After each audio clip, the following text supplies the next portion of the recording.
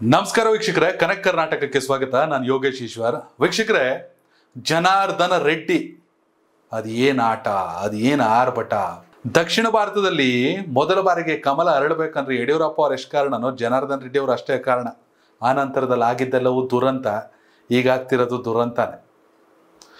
KRPP ಪಕ್ಷನ ಕಟ್ಬಿಟ್ಟು ಗಂಗಾವತಿಲಿ election ನಿಂತ್ಕೊಬಿಟ್ಟು ಎಲ್ಲರಿಗೂ ಮನೆ ಕೊಡ್ತೀನಿ ಅಂದ್ಬಿಟ್ಟು ವಿಧಾನಸೌಧಕ್ಕೆ ಬಂದಮೇಲೆ BJP ಸೇರ್ಕೊಂಡ್ರು. ಏನೋ ಒಂದಷ್ಟು ಒಳ್ಳೇದಾಯ್ತದೆ ಅಂತ. ಅದಾಗಿದ್ದೇ ತಡ ಸುಪ್ರೀಂ ಕೋರ್ಟ್ ಬೇರೆ 14 ವರ್ಷ ಆದ್ಮೇಲೆ ಬಳ್ಳಾರಿಗೆ ಬರ್ಬೋದು ರೆಡ್ಡಿಗಾರು ಅಂತೂ ಫುಲ್ ಖುಷಿ ಆಗ್ಬಿಟ್ರು. ಸ್ವಲ್ಪ ದಿನ ಖುಷಿ ಇರಲಿಲ್ಲ. ಇದೀಗ ಮತ್ತೆ ಕಂಬಿಗಳ ಹಿಂದಿದ್ದಾರೆ ಜನಾರ್ದನ್ ರೆಡ್ಡಿ. ಜನಾರ್ದನ್ ರೆಡ್ಡಿ ಅವರ ರಾಜಕೀಯ ವೈಯಕ್ತಿಕ ಏನ್ ಬೇಕಾರಾಗ್ಲಿ, ಆದ್ರೆ ಗಂಗಾವತಿ ಜನ ಏನ್ ಪಾಪ ಮಾಡವ್ರೆ? ಗಂಗಾವತಿ ಅಭಿವೃದ್ಧಿ ಶೂನ್ಯ. ಜನಾರ್ದನ್ ರೆಡ್ಡಿ ನಂಬ್ಕೊಂಡು ಗೆಲ್ಸಿದ ಜನಕ್ಕೆ ಯಾವುದೇ ಅಭಿವೃದ್ಧಿ ಸಿಗ್ತಿಲ್ಲ. ಇದೇ ಕಾರಣಕ್ಕೆ ಮಾಜಿ MLC HR ಶ್ರೀನಾಥ್ ಅವರು ಏನೋ ಒಂದು ಮಾಡ್ರಪ್ಪ, ಜನಾರ್ದನ್ ರೆಡ್ಡಿ ಗೆದ್ಕೊಂಡ್ರು ಹೋದ್ರು ಏನು ಬೇಕಾರಾಗ್ಲಿ, ಯಾರು ಗಂಗಾವತಿ ಅಭಿವೃದ್ಧಿ ಆಗ್ತಿಲ್ಲ ಅಂತ ಅವ್ರೆ.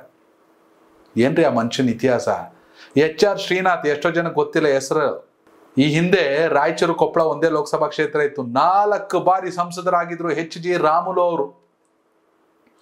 ಇಂದಿರಾ ಗಾಂಧಿ ಸಮಕಾಲೀನರು. ಇಂದಿರಾ ಗಾಂಧಿ ಅವರು ಕರ್ನಾಟಕಕ್ಕೆ ಬಂದರೆ ರಾಮುಲು ಅವ್ರನ್ನ ಮಾತಾಡ್ಸ್ಬಿಟ್ಟು ಹೋಯ್ತಿದ್ರು. HG ರಾಮುಲು ಇನ್ನೂ ಆರೋಗ್ಯವಾಗಿದ್ದಾರೆ. ಅವರ ಮಗನೇ HR ಶ್ರೀನಾಥ್. ಅದೇನಪ್ಪ ಕಾಂಗ್ರೆಸ್ ಪಕ್ಷದಲ್ಲಿ ಆ ಮನುಷ್ಯನ ಒಂದ್ಸಲ MLC ಮಾಡಿಬಿಟ್ರು. ಆ ನಂತರದಲ್ಲಿ ಆ ಮನುಷ್ಯನ ಕಡೆ ತಿರುಗಿ ನೋಡಲೇ ಇಲ್ಲ. ಅವರಪ್ಪ ಕಾಂಗ್ರೆಸ್ಸಿಗೆ ಮಾಡಿದ ಸಾಧನೆಗಳನ್ನ ನೋಡ್ಬಿಟ್ರೆ, ಅವರಪ್ಪ ಕಾಂಗ್ರೆಸ್ಸಿಗೆ ಕೊಟ್ಟಿದ್ದ ಕೊಡುಗೆಗಳನ್ನ ನೋಡ್ಬಿಟ್ರೆ ಇಷ್ಟೊತ್ತಿಗೆ ಅಟ್ಲೀಸ್ಟ್ ಮಿನಿಸ್ಟರ್ ಆಗಬೇಕಿತ್ತು ಶ್ರೀನಾಥ್. ಆದರೆ ಗಂಗಾವತಿಯಲ್ಲಿ ಶ್ರೀನಾಥ್ ಅವರ ಮಾತು ನಡೆಯುತ್ತೆ. ಅವ್ರ ಮನೇನ ಇವತ್ತಿಗೂ ಗಂಗಾವತಿಯಲ್ಲಿ ವೈಟ್ ಹೌಸ್ ಅಂತಾರೆ ಜನ. ಒಂದು ವೇಳೆ ಬೈ ಎಲೆಕ್ಷನ್ ನಡೆದ್ರೆ ನಾವೇ ಕಾಂಗ್ರೆಸ್ ಅವರೇ ಗೆದ್ಕೊಬಿಡ್ತೀವಿ ಗಂಗಾವತಿನೂ ಅಂತ ಸಿದ್ದರಾಮಯ್ಯ ಅವ್ರು ಅಂತ ಅವ್ರೆ. ಯಾರಂಗಾರ ಅಭ್ಯರ್ಥಿ? 2 ಬಾರಿ JDS ಅಲ್ಲಿ ಗೆದ್ದು ಕುಮಾರಸ್ವಾಮಿ ಅವರ ಸರ್ಕಾರದಲ್ಲಿ ಮಂತ್ರಿಯೂ ಆಗಿದ್ದಂಥ ಇಕ್ಬಾಲ್ ಅನ್ಸಾರಿ ಆ ನಂತರದಲ್ಲಿ ಕಾಂಗ್ರೆಸ್ಸಿಗೆ ಬಂದು 2 ಸಲ ಸೋತ್ಬಿಟ್ರು. ನಂಗೆ ಟಿಕೆಟು ಅಂತ ಇಕ್ಬಾಲ್ ಅನ್ಸಾರಿ ಕಾಯ್ತಾರೆ. ಆದರೆ ಗಂಗಾವತಿಲಿ ಯಾರು ಎಲೆಕ್ಷನ್ ನಿಂತರೂ ಯಾರನ್ನ ಬೇಕಾದರೂ ಗೆಲ್ಲಿಸುವ ಮತ್ತು ಯಾರನ್ನ ಬೇಕಾದರೂ ಸೋಲಿಸುವ ಕೆಪಾಸಿಟಿ ಶ್ರೀನಾಥ್ ಅವ್ರ ಮನೆಗಿರೋದು. ಶ್ರೀನಾಥ್ ಮನ್ಸು ಮಾಡ್ಕೊಬಿಟ್ರೆ ಗಂಗಾವತಿನ ಗೆದ್ಕೋಬೋದು. ಅದು ಯಾಕೋ ಪಕ್ಷವ್ರು ಮಾತ್ರ ಇಕ್ಬಾಲ್ ಅನ್ಸಾರಿಗೆ ಟಿಕೆಟ್ ಕೊಡ್ತಾರೆ. ಅವ್ರು ಯಾರಿಗಾರು ಕೊಟ್ಕೊಳ್ಳಿ. ಆದರೆ ಕಾಂಗ್ರೆಸ್ನ ಭವಿಷ್ಯ ಅಥವಾ ಫಲಿತಾಂಶ ನಿರ್ಧಾರ ಆಗೋದು ಮಾತ್ರ ಶ್ರೀನಾಥ್ ಅವರಿಂದ. ಇದು ಒಂದು ಕಡೆ. ಯಾರು ವೈಯಕ್ತಿಕವಾಗಿ ಏನು ಬೇಕಾರೋ ಮಾಡ್ಕೊಳ್ಳಿ, ಜೈಲ್ಗಾರ ಹೋಗ್ಲಿ, ಏನಾರಾಗಲಿ. ಓಟ್ ಹಾಕಿ ಜನ ಏನು ಮಾಡ್ತಾರೆ? ಗಂಗಾವತಿಗೆ ನಾನು ಹೋಗಿದ್ದೆ MLA ರಿಪೋರ್ಟ್ ಕಾರ್ಡ್ ಅಂತ. ಜನ ಹೇಳ್ತಾರೆ ಏನೋ ಅಭಿವೃದ್ಧಿ ಆಗಿಲ್ಲ, ರೆಡ್ಡಿಗಾರು ಕನ್ಸಿನ ಸೌಧ ಕಟ್ಟಿಸ್ಬಿಟ್ಟು ಹೊರಟೋಗ್ಬಿಟ್ರು ಅಂತ. ಏನು ಮಾಡೋದಾಗಾದ್ರೆ?